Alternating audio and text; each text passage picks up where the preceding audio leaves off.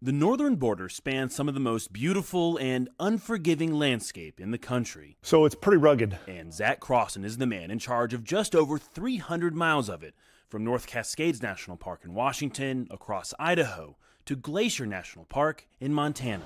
So there's spots you can get right up to the cut on the border, and then there are places that'll take you days to get there, if it's accessible at all. Some of it's up and down, ridges and mountain faces, cliff faces. Those challenges make his agents especially versatile. They patrol on dirt roads, on boats, on foot, on snowmobile, on mountain bikes along remote ridgelines, but perhaps most notably, on horseback.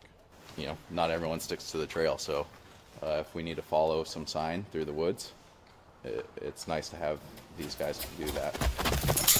Horses like Starsky and Zeus, which started their lives as wild Mustangs, allow them to haul cameras and sensors deep into the woods and through wilderness areas where vehicles aren't allowed. And this is why tools like horses are needed. From here in Washington, it's nearly 4,000 miles of border to Maine, much of it like this here, rugged, remote, but still with the need to be secure. This is what they call the slash, a clearing in the trees and brush that runs along the northern border. And so with these markers and this slash, a person should be able to visually know that they're crossing the border. Agent Bill Kingsford has to know every nook and cranny and back road of this region. Dirt roads, working in the mountains, in the trees. Some areas have full fences, others barbed wire, but most... That's Canada. So as you can see, there's no fence over here. ...are just wide open. We need to make sure that we're out here looking at these areas for anybody coming in illegally. Because of the naturally difficult terrain, they don't see many attempted crossings on foot like the southern border. Much more often, it's drugs, heroin, meth, ecstasy.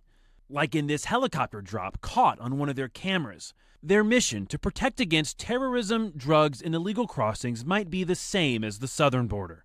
But up here, it's a different ballgame, as they're forced to find fewer needles in a much larger haystack. They're good. They're very good at what they're doing, and as are we. So it's, the game of cat and mouse has been going since 1924, and it's not going to stop tomorrow. Along the Canadian border, I'm Mitch Pittman for Spotlight on America.